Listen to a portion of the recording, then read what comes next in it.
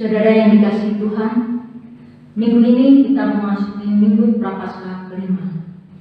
Mari mempersiapkan hati dan pikiran kita agar mengalami perjumpaan dengan Tuhan. Dengan berdiri kita membaca Mazmur 103 ayat 8 demikian. Tuhan adalah penyayang dan pengasih, panjang sabar dan berlimpah kasih setia. Kita bersyukur menyambut undangan Tuhan untuk datang kepada-Nya. Mari bersama kita pujikan PKJ 4 ayat 1. Angkatlah hatimu pada Tuhan.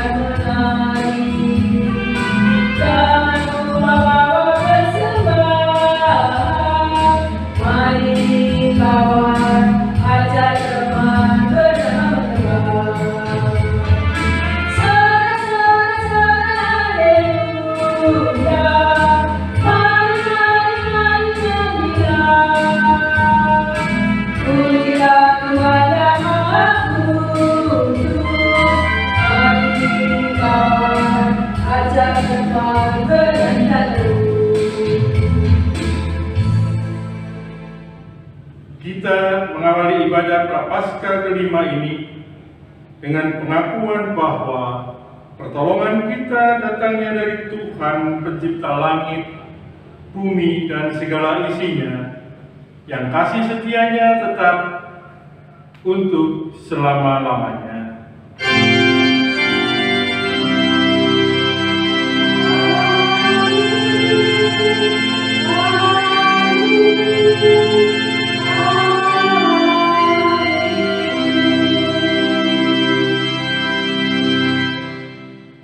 Damai sejahtera dan cinta kasih Allah, Bapa, Putra, dan Roh Kudus, beserta dengan saudara sekalian, beserta saudara juga. Jemaat dipersilakan duduk.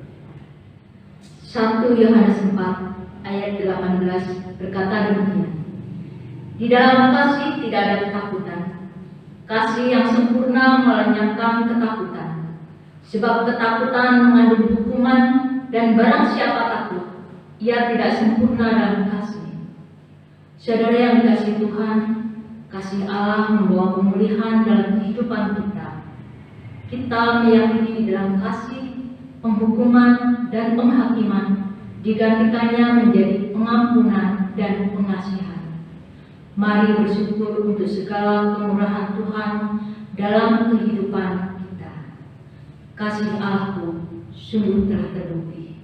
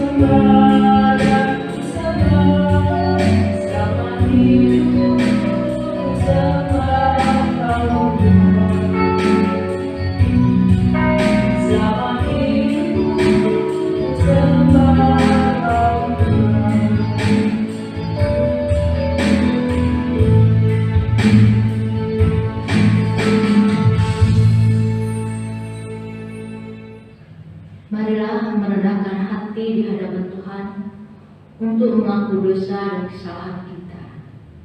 Kasihani aku ya Tuhan, sebab kurasa sesat. Selamatkanlah aku ya Tuhan, oleh kasih setiamu. Tuhan, kami manusia lemah dan berdosa yang beroleh anugerah kasih dari Allah. Kami bersyukur sebab Engkau memanggil dan memilih kami untuk menjadi anak-anak Terang. Maka di dalam kasih dan pengampunan-Mu ya Tuhan, kami merindukan karya Tuhan yang memulihkan dan memperbarui kehidupan kami. Dalam Kristus kami memohon. Kasihani aku ya Tuhan, sebab kurasa sesat. Selamatkanlah aku ya Tuhan, oleh kasih setiamu. Sesungguhnya anugerah-Mu membuat kami berani untuk beranjak keluar dari dosa.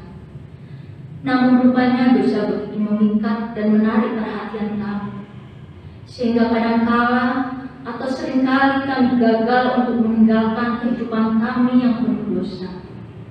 Padahal karya salib Tuhan telah mengampuni kesalahan dan menghapuskan dosa kami. Karena itu, kami memohon pengampunan-Mu ya Allah, yang penuh kasih setia dan penyayang. Dalam Kristus kami memohon. Kasihani aku ya Tuhan, sebab kurasa sesat. Selamatkanlah aku ya Tuhan, oleh kasih setiamu. Sucikanlah hidup kami ya Tuhan, murnikanlah hati nurani kami, bersihkanlah pikiran kami, dan mampukanlah kami untuk terus mengarahkan hati dan pikiran kami kepada Tuhan yang senantiasa menuntun langkah juang kami melalui firman-Mu. Kepada setiap kami, dalam Kristus kami memohon pengampunan. Amin. Kasihani aku ya Tuhan, sebab kurasa sesat. Selamatkanlah aku ya Tuhan, oleh kasih setiamu. Jemaat, kami undang untuk bangkit berdiri. Di dalam Kristus, dosamu telah diampuni. Di dalam Kristus, dosamu juga telah diampuni. Mari menyambut berita anugerah dari Allah untuk pengampunan dosa setiap kita. 1 Yohanes pasal 1 ayat 9 dan 10 berkata demikian. Jika kita mengaku dosa kita, maka Ia adalah setia dan adil, sehingga Ia akan mengampuni segala dosa kita dan menyucikan kita dari segala kejahatan. Jika kita berkata bahwa kita tidak berbuat dosa, maka kita membuat Dia menjadi pendusta dan firman-Nya tidak ada di dalam kita. Demikianlah berita anugerah dari Tuhan. Syukur kepada Allah. Marilah hidup dalam perdamaian dengan Allah dan sesama kita. Damai Tuhan beserta saudara sekalian. Salam damai bagi saudara-saudara di kanan kiri dan jangan. Mari kita nyanyi dari pelengkap Kidung Jemaat nomor 239, bait yang pertama dan yang kedua, perubahan besar.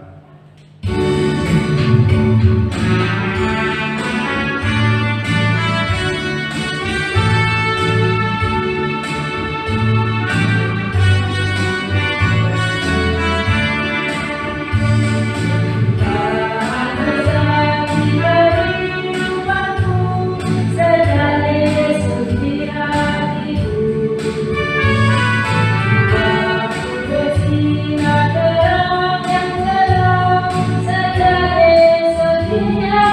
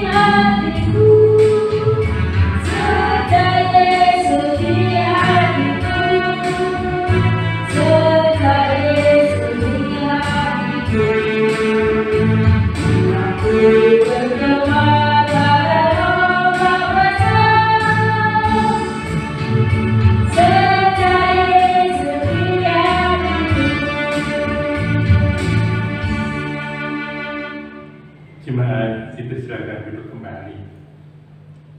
Mari kita menghadap Tuhan di dalam doa permohonan dan kita mau menerima sabda dan firman Tuhan. Mari kita berdoa. Terima kasih Tuhan Yesus, Engkau telah hadir di tengah-tengah kami di dalam ibadah pada saat ini. Berapapun kami yang hadir dalam ibadah ini, Engkau siapkan hati dan pikiran kami, sehingga kami boleh menerima sabda dan firman dengan penuh sukacita. Berfirmanlah ya Tuhan, karena kami siap mendengarkannya.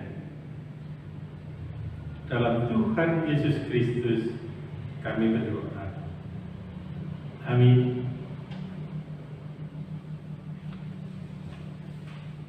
Bacaan kita pada saat ini diambil dari Injil Yohanes.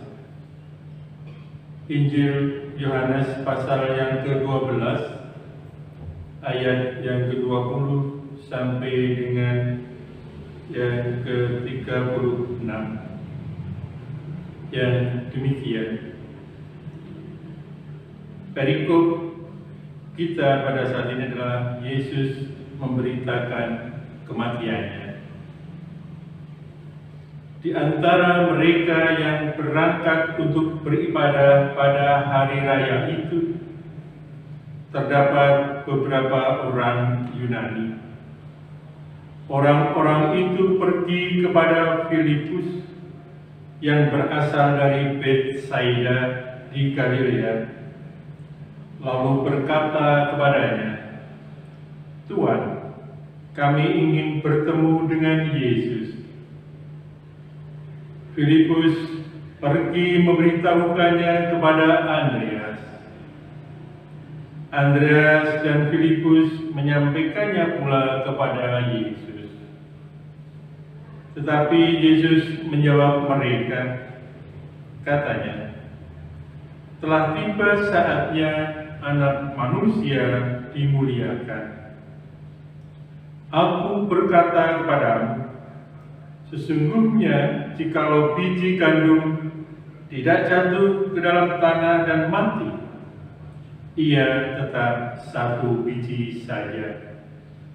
Tetapi jika ia mati, ia akan menghasilkan banyak buah. Barang siapa mencintai nyawanya, ia akan kehilangan nyawanya. Tetapi barang siapa tidak mencintai nyawanya di dunia ini, ia akan memeliharanya untuk hidup yang kekal. Barang siapa melayani aku, ia harus mengikut aku.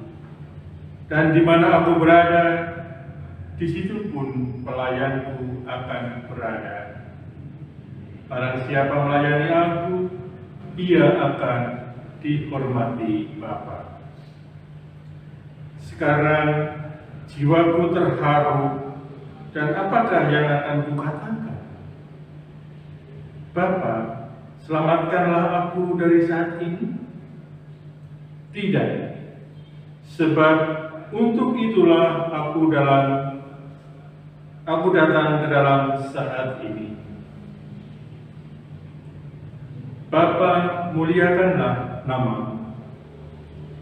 Maka terdengarlah suara dari sorga, "Aku telah memuliakannya, dan aku akan memuliakannya lagi." Orang banyak yang berdiri di situ dan mendengarnya berkata bahwa itu bunyi guntur. Ada pula yang berkata, seorang malaikat telah berbicara dengan dia. Jawab Yesus, "Suara itu telah terdengar bukan oleh karena aku, melainkan oleh karena kamu. sekarang berlangsung penghakiman atas dunia ini. Sekarang juga penguasa dunia ini akan dilemparkan keluar. Dan apabila aku ditinggikan dari bumi, aku akan menarik semua orang yang datang kepadaku. Ini dikatakannya untuk menyatakan bagaimana caranya ia akan mati. Lalu jawab orang banyak itu, "Kami telah mendengar dari hukum Taurat bahwa Mesias tetap hidup selama-lamanya. Bagaimana mungkin engkau mengatakan bahwa anak manusia harus ditinggikan? Siapakah anak manusia itu?" Kata Yesus kepada mereka, "Hanya sedikit waktu lagi terang ada di antara kamu. Selama terang itu ada padamu, percayalah kepadanya, supaya kegelapan jangan menguasai kamu. Barang siapa berjalan dalam kegelapan, ia tidak tahu kemana ia pergi. Percayalah kepada terang itu, selama terang itu ada padamu, supaya kamu menjadi anak-anak terang." Sesudah berkata demikian, Yesus pergi bersembunyi dari antara mereka.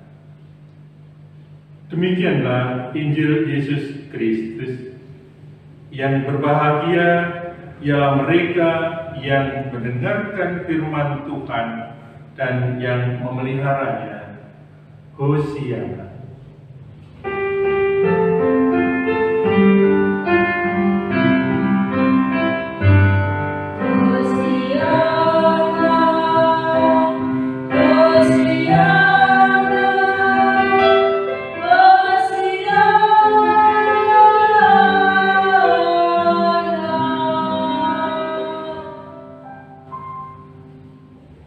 Bapak, Ibu, Saudara yang dikasihi dan mengasihi Tuhan Yesus Kristus,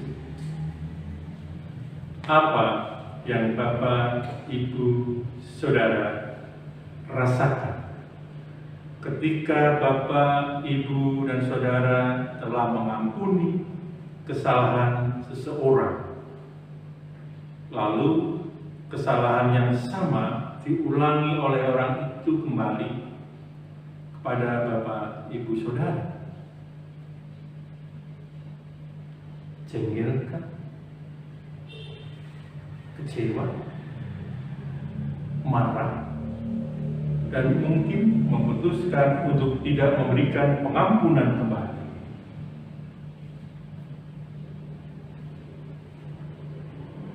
Bapak, Ibu, mari kita bercermin pada diri kita. Pernahkah Bapak, Ibu, Saudara berefleksi bagaimana dengan Allah yang telah mengampuni kesalahan dan dosa kita, tetapi kita mengulangi kesalahan atau dosa yang sama berkali-kali setiap saat? Bacaan kita pada saat ini mengajak kita untuk berefleksi. Kita tahu umat Israel adalah umat pilihan Allah. Umat ini dibawa, dituntun keluar dari Mesir oleh Allah, masuk ke dalam negeri perjanjian hingga menjadi sebuah bangsa yang besar. Namun anugerah yang diberikan Allah dengan menuntun, membawa, dan sebagainya atas diri mereka tidak membuat mereka hidup di dalam kebenaran. Sebaliknya, anugerah itu disia-siakan. Mereka melakukan yang jahat dan tidak berkenan di hadapan Allah. Konsekuensinya, mereka mengalami kehancuran dan pembuangan sama di zaman Nabi Yeremia. Sebuah peringatan yang keras dari Allah untuk mengingatkan umat Israel.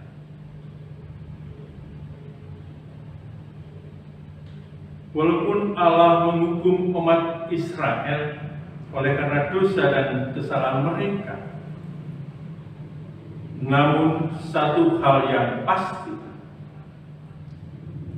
ialah Allah tidak pernah meninggalkan mereka sendirian. Justru melalui penghukuman itu, kasih Allah nyata untuk memberikan kekuatan, pengharapan, sekaligus pemulihan. Allah setia menggenapi perjanjian dengan umat-Nya, walau umat Israel mengingkari perjanjian itu. Itu juga yang disampaikan oleh Nabi Yeremia pada umat Israel, bahwa melalui pembuangan Allah mengerjakan karya pemulihan dan penyelamatan ketika umat Israel mengaku kesalahan dan bertobat. Kasih Allah tidak pernah dapat digantikan oleh apapun juga, walaupun Ia marah dan tidak bertoleransi terhadap dosa manusia. Namun kasih-Nya yang besar nampak melalui caranya dalam membentuk, memulihkan, dan memperbarui kehidupan manusia. Hukuman Allah tidak menunjukkan bahwa kasih Allah berubah, melainkan melalui penghukuman itu Ia menyatakan kasih-Nya yang memanggil umat-Nya kembali kepadanya. Bapak, Ibu, Saudara yang dikasihi dan mengasihi Tuhan Yesus Kristus, kalau kita mengingat kisah Daud, ketika Daud mengakui kesalahannya merebut Batseba sebagai hal yang tidak berkenan dan jahat di hadapan Tuhan, Daud berkata, "Sesungguhnya dalam kesalahan aku diperanakkan, dalam dosa aku dikandung ibuku." Di Mazmur 51 ayat yang ke-7. Ungkapan ini mewakili penyesalan Daud, sekaligus permohonan belas kasih Allah atas kesalahan yang telah diperbuatnya. Nathan memperingatkan Daud bahwa dosanya itu akan mendatangkan hukuman Allah. Namun walaupun demikian, Daud meyakini kasih Allah melampaui kemarahannya, sehingga ada pengampunan dan pengasihan Allah kepada mereka yang bertobat dan kembali kepadanya. Kasih Allah sudah dibuktikan pada perjanjian baru melalui karya perdamaian Kristus di atas kayu salib. Di kayu salib, Kristus telah mempersembahkan korban penebusan dosa, yaitu dirinya sendiri, sebagai pendamaian dan pemulihan relasi Tuhan dengan umat-Nya.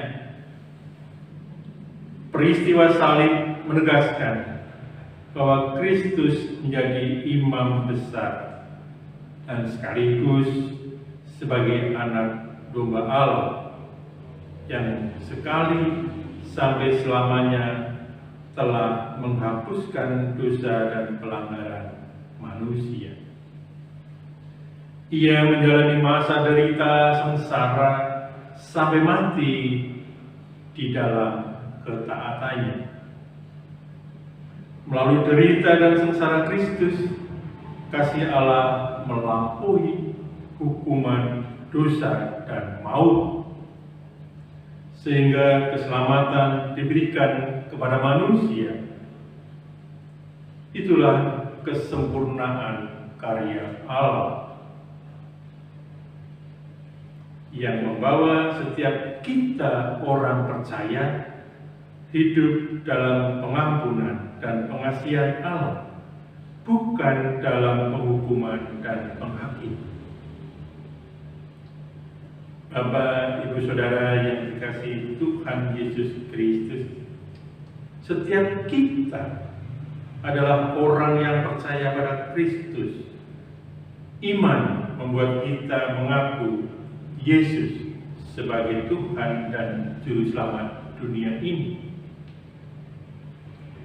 Hanya oleh kasih karunia Allah kita diselamatkan melalui pengampunan dosa dan kesalahan kita. Tetapi apakah kita sungguh-sungguh hidup dalam terang kasih Allah yang menuntun kita pada jalan yang benar? Atau justru sebaliknya, kita masih hidup di dalam kegelapan?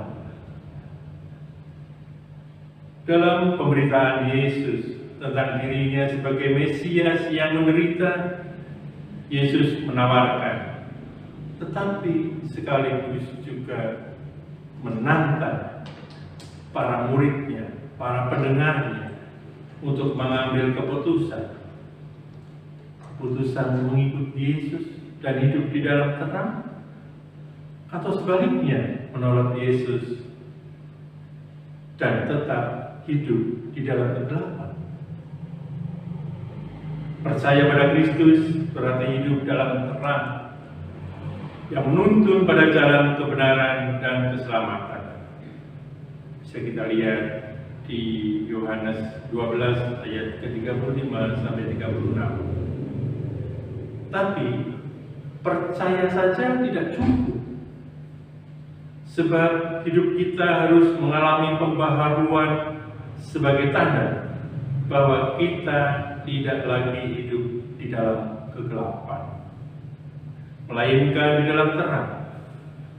Artinya, pertobatan haruslah diiringi dengan perubahan iman, harus nyata melalui perbuatan. Mengaku pengikut Kristus berarti harus meneladan pada hidup Kristus. Hidup di dalam kasih Allah itu berarti hidup dalam pengampunan dan pengasihan itu. Bapak, Ibu, Saudara, dengan demikian kita maupun gereja harus menyuarakan kasih, pengampunan, dan pemulihan Allah, bukan sebaliknya. Dosa, penghukuman, penghakiman, dan ketakutan. Tapi kita harus menyebarkan kasih. Seperti pada awal khotbah tadi, saat ada orang yang bersalah pada kita, bagaimana sikap kita berkaitan dengan pengampunan dan kasih Allah pada kita yang selalu membuat kesalahan.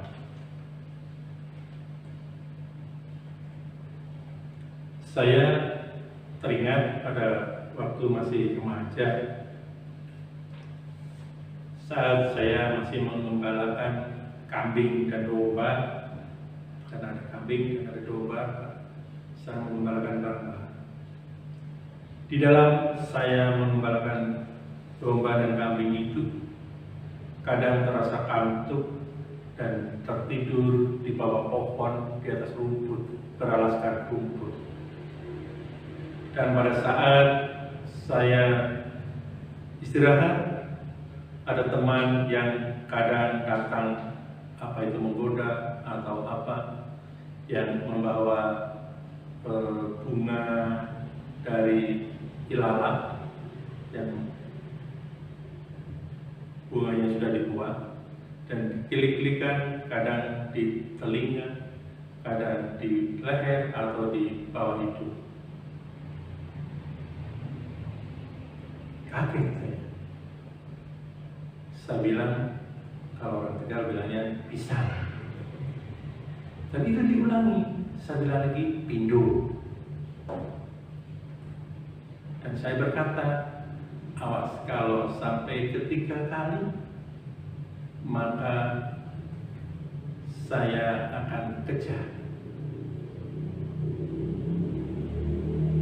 Dan itu terjadi tidak hanya pada saat remaja, pada saat besar, pada saat bekerja juga banyak hal. 1 kali disalahi, 2 kali disalahi, 3 kali sudah tidak tahan. Begitu seterusnya. Padahal kalau kita sebagai pengikut Kristus dan merujuk atas perintah Kristus seperti yang tertulis di dalam Injil Matius pasal yang ke-18 ayat yang ke-21 sampai ke-22 yang demikian. Kemudian datanglah Petrus dan berkata kepada Yesus, Tuhan, sampai berapa kali aku harus mengampuni saudaraku jika ia berbuat dosa terhadap aku? Sampai 7 kali? Yesus berkata kepadanya, kepada Petrus, bukan, aku berkata kepadamu, bukan sampai 7 kali, melainkan sampai 70 kali 7 kali. Artinya kalau 70 kali 7, 490 kali kita harus mengampuni orang yang bersalah. Satu dosa, satu kesalahan.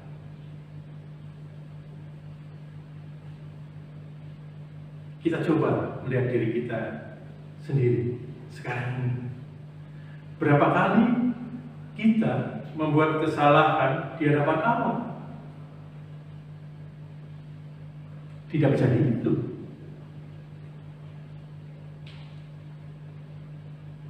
Bukan hanya 70 kali, 7 kali. Iya kan? Karena kita setiap saat, setiap detik, setiap jam kita membuat kesalahan kepada Allah. Tetapi Tuhan selalu memberi pengampunan manakala kita kembali kepadanya. Sebab kasih Allah telah melampaui penghukuman, sehingga melalui kasih-Nya setiap kita kini beroleh kehidupan. Amin. Jemaat, mari kita undang untuk bangun berdiri. Bersama dengan umat Allah di sepanjang masa, mari kita ikrarkan dan kita teguhkan kembali akan apa yang kita imani dengan bersama mengucapkan pengakuan Imam Rasuli. Aku percaya kepada Allah Bapa yang Maha Kuasa, Khalik langit dan bumi, dan kepada Yesus Kristus Anaknya yang tunggal Tuhan kita, yang dikandung daripada Roh Kudus, lahir dari anak darah Maria, yang menderita di bawah pemerintahan Pontius Pilatus, disalibkan, mati dan dikuburkan, turun ke dalam kerajaan maut. Pada hari yang ketiga, bangkit pula dari antara orang mati, naik ke surga, duduk di sebelah kanan Allah Bapa yang Maha Kuasa, dan akan datang dari sana untuk menghakimi orang yang hidup dan yang mati. Aku percaya kepada Roh Kudus, gereja yang kudus dan am, persekutuan orang kudus, pengampunan dosa, kebangkitan daging, dan hidup yang kekal. Jemaat dipersilakan untuk duduk kembali. Mari Bapak, Ibu, Saudara, kita masuk dalam doa sambatan. Mari kita berdoa. Allah, Bapa yang penuh kuasa, Bapa yang maha baik, dan di dalam Kristus Yesus kami sembah, kami puji. Pada saat ini Engkau telah beri kesempatan kepada kami semua umat beribadah secara keluarga, seberapapun kami yang hadir pada saat ini. Tuhan kiranya hadir di tengah-tengah kami,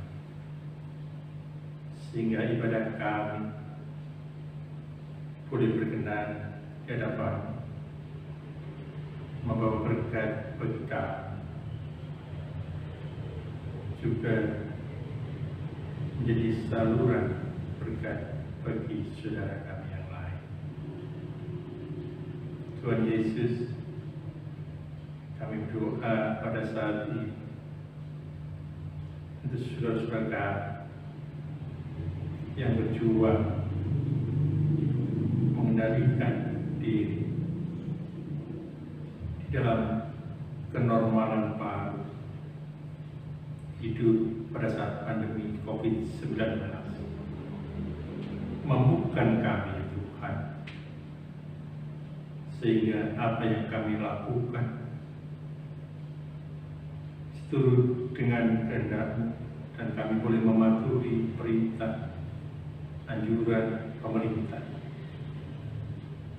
dengan mematuhi protokol kesehatan yang baik dan benar. Tuhan Yesus, kami berdoa saudara-saudara kami yang lain di muka bumi ini yang berusaha mendatangkan damai sejahtera di antara kami, di antara umat di dunia ini. Engkau berikan kemampuan, Engkau berikan kesehatan, sehingga damai sejahtera boleh berada di tengah-tengah kehidupan manusia secara keseluruhan. Tuhan, kami berdoa khusus untuk jemaat Gereja Kristen Jawa Selawi dimanapun jemaat kami berada. Kiranya Engkau lawat satu persatu dari jemaat GKJ Selawi di dalam hidup dan kehidupannya, sehingga boleh mengarungi kehidupan di tengah pandemi COVID-19 ini dengan penuh ketabahan, kesabaran, dan yang terpenting adalah ketaatan mematuhi protokol kesehatan. Bapa Allah surga kami berdoa majelis gereja di sini, baik penatua, pendeta maupun diaken, di dalam menjalankan roda pemerintahan gereja boleh berjalan dengan seturut dengan kehendak komisi, kepada maupun panitia yang ada. Engkau juga berikan kemampuan ke jemaatmu secara keseluruhan melalui talenta masing-masing. Engkau juga berikan kesempatan di dalam pelayanan bergereja. Gereja Kristen Jawa Selawi boleh berjalan secara dinamis dari waktu ke waktu. Pertumbuhan iman jemaat boleh semakin membaik. Tuhan Yesus, kami berdoa untuk saudara-saudara kami yang pada saat ini menderita sakit, baik yang dirawat di rumah sakit, yang dirawat di rumah, maupun di tempat lain. Kiranya Engkau juga berikan pengharapan, memberikan penghiburan. Tenaga-tenaga yang merawatnya Engkau jaga, baik dokter, para medis maupun keluarga yang menunggu. Obat-obatan Engkau pakai sebagai sarana kesehatan saudara-saudara kami. Bapa, pada saat ini kami semua berdoa untuk terjadinya imun secara massal, terutama terhadap COVID-19. Berdoa untuk saudara-saudara kami yang mengusahakan, terutama pemerintah kami Indonesia. Engkau berikan kekuatan, Engkau berikan ketelitian, kemampuan, sehingga vaksinasi massal yang akan menyentuh seluruh rakyat Indonesia boleh berjalan dengan rencana dan imun secara massal boleh terjadi, sehingga kami boleh hidup normal di luar pandemi COVID-19. Kami berdoa untuk pemerintah kami di dalam mengusahakan itu. Doa ini hanya kami minta dan kami serahkan di dalam Tuhan Yesus Kristus yang telah mengajar doa Bapa kami yang akan kami nyanyikan.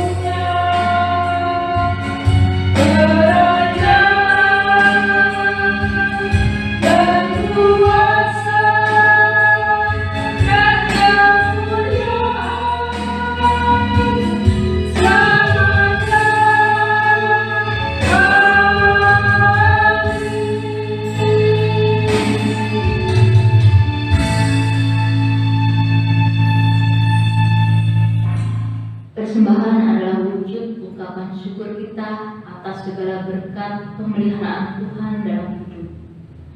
Marilah membawa persembahan pada Tuhan dengan hati yang bersyukur, bersukacita dan sukarela. Nats yang mendasari persembahan diambilkan dari Mazmur 107 ayat 1-2.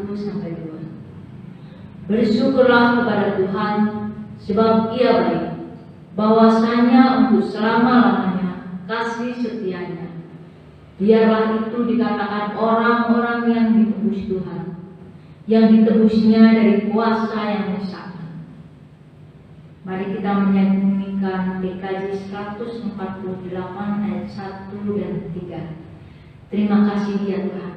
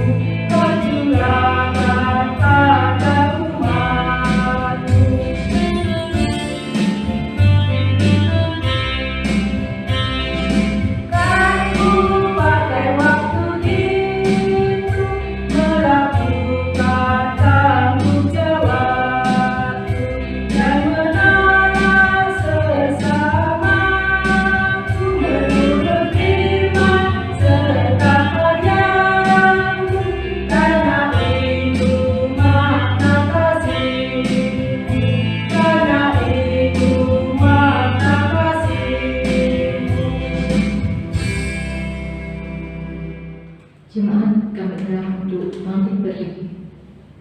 Marilah kita bawa persembahan di dalam doa. Bapa Surgawi, Bapa yang Maha Kudus dan Maha Kasih, kami sangat bersyukur untuk setiap berkat rezeki pemberian-Mu setiap hari dalam kehidupan kami. Saat ini Bapa, kami menyampaikan persembahan sebagai ungkapan syukur kami atas kasih sayang Tuhan pada kami. Kuduskanlah dan terimalah persembahan syukur kami kepada-Mu. Pakailah Bapak Ibu Majelis GKJ Slawi di dalam mengelola persembahan ini, supaya persembahan ini boleh berguna dan menjadi berkat dalam pelebaran kerajaan Tuhan di dunia ini. Inilah doa syukur kami Bapa, dan di dalam nama Tuhan Yesus Kristus kami panjatkan doa-Nya. Amin. Jemaat dipersilakan untuk duduk kembali. Saudara, ingatlah bahwa pengampunan dan pengasihan Allah membuat hidup kita mengalami pemulihan dan pembaharuan. Tetap hidup dalam bimbingan Allah, Roh Kudus yang terus memperbaharui kehidupan kita. Mari kita bernyanyi dari Kidung Jemaat nomor 426, bait yang pertama dan yang kedua. Bait pertama kita nyanyikan tetap duduk, dan bait kedua kita nyanyikan sambil berdiri.